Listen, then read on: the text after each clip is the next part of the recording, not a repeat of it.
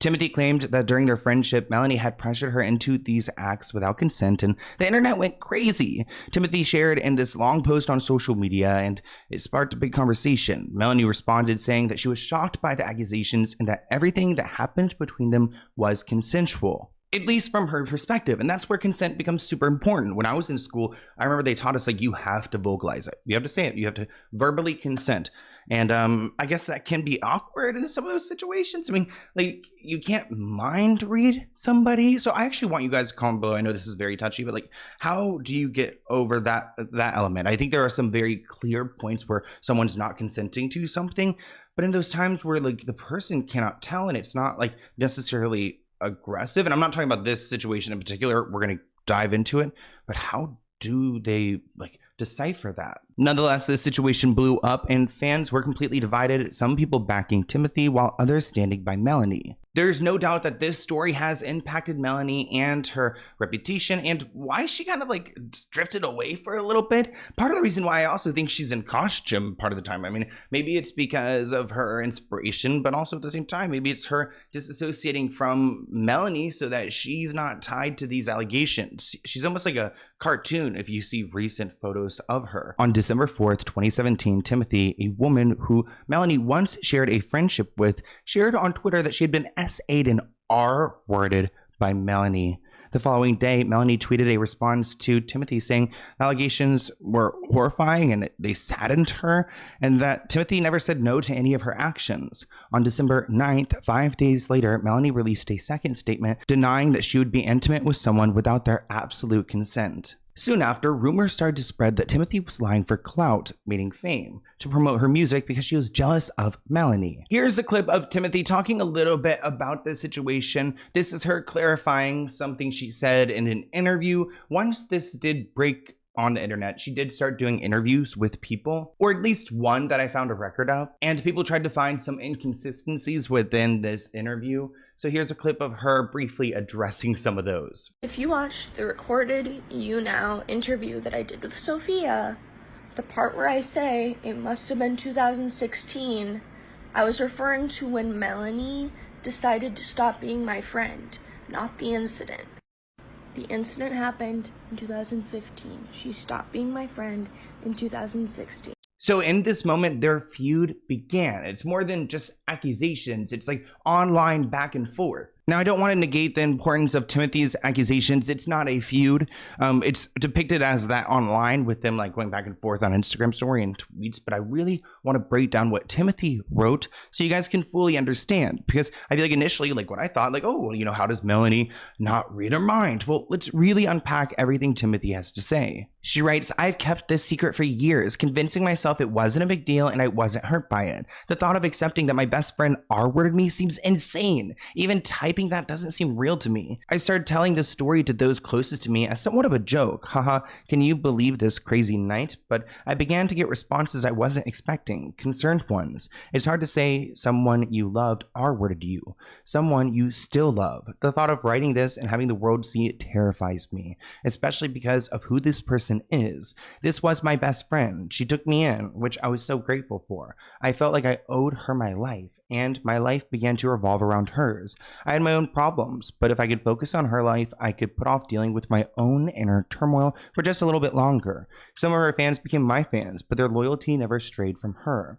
They are so dedicated. She's perfect. To the public, she could do no wrong. She's there for her fans. She gets it. She's different. So she's really acknowledging that she's going to have to put up a battle, even kind of revealing this to the world, because Melanie is at such a high point in her life. When faced with a friend who really needed help, though, I can honestly say she let me down completely. During the most difficult time in my life, my rock bottom, her power and control over me grew and grew, and I was silenced. While being open about realizing how much help I needed, I was made to feel guilty.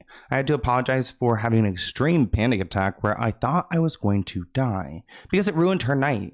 Endless incidents like this, I had become a problem. Yet through it all, I loved her. Codependency works in a lot of strange ways. In my relationship with this friend, I was dependent on helping her with her life. As soon as I needed a small bit of focus and support from my best friend, there was nothing for us to relate to each other about. Our friendship was about her, which is an interesting perspective. I wish there were details, because sometimes it's like, okay, wait, so what kind of help did she need? Did she need friend like supporting, like therapeutic, like spend time with me or come to my show and support me? Did she need help getting a record deal, getting into studio time? Did she need like what? Did she need help promoting something and she's upset? I just, you know what I mean. I'm not again negating what she could have needed. Maybe she, her mom could have, like, what if her parent died and did she need a friend to come support her, go be there with me at the funeral? Like, I really don't know the situation. That's why I really wish it was spelt out to like what was she not there for, so we could all be like, oh, what the hell, and maybe she'll reveal it. The power she had over me grew into having a very hard time saying no to her. I would do almost anything for her. One night during a sleepover, she became increasingly interested in my intimate preferences.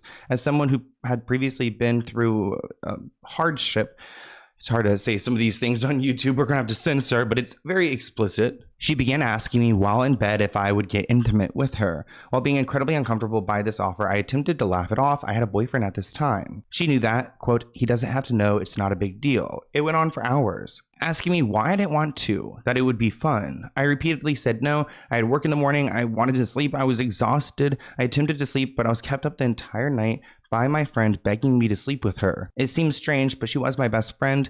I said no, and I thought we could move on. The next night, unfortunately, went the exact same. So regardless of what Timothy was going to say, it seemed like Melanie kept trying to ask her to do this, which is actually really weird behavior. Like, if someone, like, I'm such a rejection king, I guess I'm just kind of like, if someone rejects me, I'm running away. I'm like, okay, I don't want to be here. I'm not welcome. It's like, let me get out. I'm not gonna like ask someone multiple times, oh, can I hook up with you? Can I hook up? Can we kiss? Can we do that? It's like, no, weirdo. It's like those weird guys from school who are like, where's my hug? And I know you guys know exactly what type of guy I'm talking about. She goes on to say she convinced me to smoke some weed, and I had a hard time saying no to her. I complied, thinking maybe I'll just fall asleep and avoid the situation, but that same conversation began to happen. I told her my boyfriend would be so upset. I really need to sleep. I have work in the morning. I said every form of no I could think of. As I lay praying to fall asleep, she began touching my arm. I allowed this to happen. Maybe she'd give up.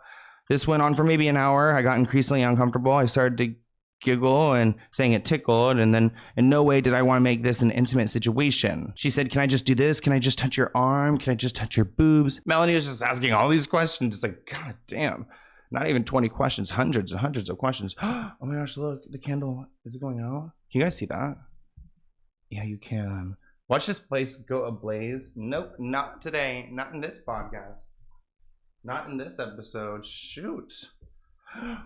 Is that a message? Timothy continued. She began bartering with me. All I wanted to do was go to sleep. She began talking about the appearance of my boobs and just begged to touch them. She said no, but like eventually Melanie just would not give up. Okay, this needs to go out. I see the smoke now filling the room. She said, just so there's no confusion, I was M-worded by my best friend. I lay still in shock, completely not reciprocating. I hate speaking so bluntly about this because it makes me extremely uncomfortable, but she performed orally on me. Then I was penetrated with a device. Oh, hell no. That sounds really tragic.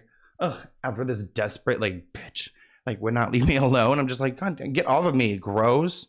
So I can understand why Timothy feels this way. The bottom line is that I need to always remind myself I said no for 2 nights straight. It doesn't matter that I didn't resist during the action. I had been broken down. She knew I didn't want to. I made that clear. I didn't scream at her. I didn't force her off of me. 1, because I loved her, and 2, because I just wanted it all to be over. We never talked about this night ever again. While it completely messed with my head, there was no way I could have ever been R-worded by my best friend, right? She says our friendship ended because she decided she didn't have time for me anymore, to worry about me anymore. She cared too much about me. It was holding her back. I'm not sure how to end this story. I'm terrified of the response I'm going to get. The only reason I do this now is because I'm hoping, because of recent events, people will believe me. If you begin to doubt the harm that's taking place in this story, I beg you to imagine her role in this being a man. Girls can harm girls too. Best friends can harm best friends. Friendships do not equal consent. Silence does not equal consent. So this is a very tough statement. I mean,